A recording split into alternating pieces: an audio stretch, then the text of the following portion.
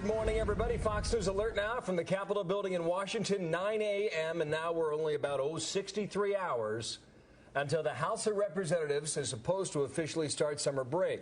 Democrats trying to pull out an 11th hour health care deal to meet their self-imposed deadline. And as we come down to the wire, one of the hot new ideas to pay for health care is getting hit this morning for actually targeting the people it's intended to help. That group is seniors, the elderly, the most exposed. Good morning, everybody. I'm Bill Hemmer, live here in America's Newsroom. Hi, everybody, and I'm Megan Kelly, and we have been tracking growing support for a Senate plan to tax the so-called Cadillac health benefits. Now, the idea is to tax policies costing more than $25,000 a year. But despite their gold-plated name, new analysis shows that most of these policies are not held by rich CEOs. In fact, the majority belong to older and sicker middle-class Americans. And even analysis by the left-leaning Kaiser Family Foundation is questioning whether such a tax will even plug the gaping cost for nationalizing health care. So there are some problems. Stuart Varney now leads our coverage. Stu works for the Fox Business Network, and he does his business with us right now. Hey, Stu, good morning to you. How does this affect the debate, do you believe? Well, frankly, I'm getting hot under the collar here because I think the language is being manipulated. When you say a Cadillac plan, doesn't that sound like lavish care for the rich, liposuction for executives? In fact, it's simply not true. The vast majority of plans which cost $25,000 a year or more cover people who are already sick or the elderly. What's going on here, Bill, is a form of class war. Where I come from, we invented class warfare, and this is a very good example of it. Sounds bad, doesn't it? So look at what the rich are getting. All this lavish gold-plated Cadillac coverage. Oh, boy, it drives me nuts, Bill. Just crazy. You can recognize it when you see it based on previous experience. Yes. What does it look like? It looks like, hey, it's not fair. Look what the rich are getting. Look how much they can afford. Look at this lavish care that they're getting. Tax them. Bring them down to earth. Make them just like us. That's class warfare. But that's at work here. And believe me, Bill, it will not bring in the money that they think it's going to bring in. They're talking about the tax, the $25,000 per year or more health care benefits. Okay, you do that, and they say they're going to bring in $90 billion in 10 years. Really?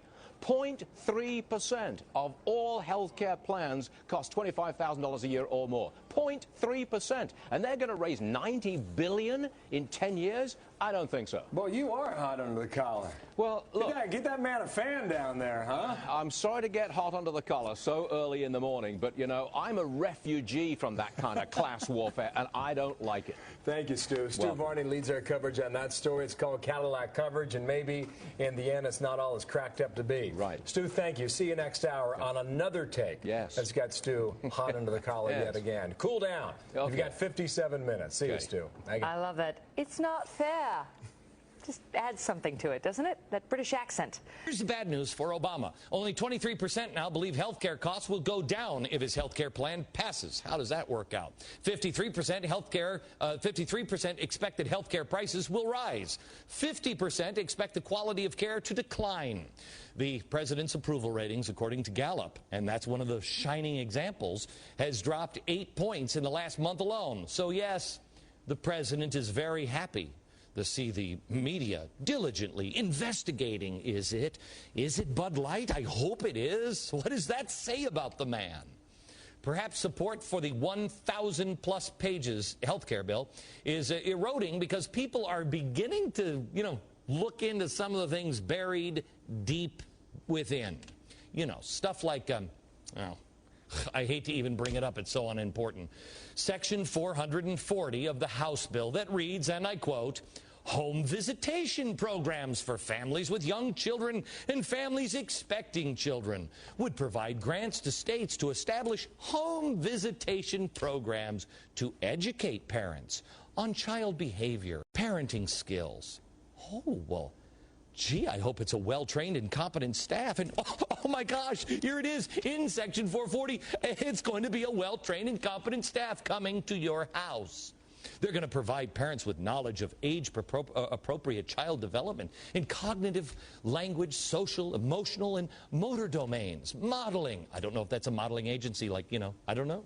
Consulting and coaching on parenting practices. Skills to interact with their child to enhance age-appropriate development. Oh, it's going to be like Christmas year-round.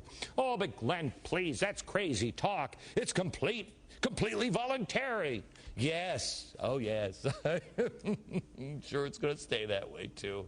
It'll be voluntary until we have too many little fat fatties in our grade school who are going to increase the cost of our health care.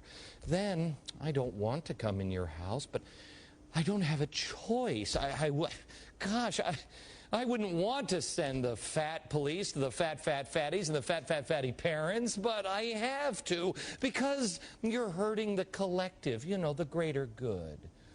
It's completely voluntary. Oh, yeah, totally random. If you want it, you got it, unless, there happens to be a specific problem area that we just need to target, like the one identified on page 840 of the bill.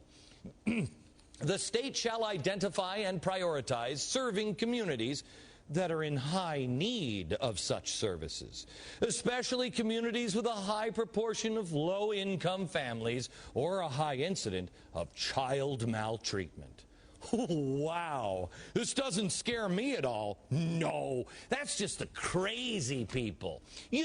Like Winston Smith, the main character from 1984. I was just looking this up today. Let me just give this one part. This is where they're torturing him and stuff. And they're like, what's 2 + 2? And he's like, 4. And they're like, no, it's 5. And, he was crazy. Anyway, on page 277, it said he could not fight against the party any longer. Besides, the party was in the right. It must be so. How could the immortal collective brain be mistaken? By what external standard could you check its judgments? Sanity was statistical. It was merely a question of learning to think as they thought. Only. Then the pencil felt thick and awkward in his fingers. He began to write down the thoughts that came to his head. Freedom is slavery. Then almost without pause, he wrote beneath it, 2 and 2 make 5. You see, in the book, Winston's no longer insane. Isn't that great? America, when did we become a nation? We used to believe in hard work and picking yourself up by the bootstraps and get the government out of my life. Now we're a nation that wants government to control everything from our light bulbs to now, not in our bedroom, but in our homes, teaching us how to parent our children. This bill must be stopped in any form. If there are any Republicans supporting this thing, don't you ever forget their names. If they don't get it now, and they don't get it in Washington, they aren't ever going to get it. They're either out of their minds or they're part of the problem.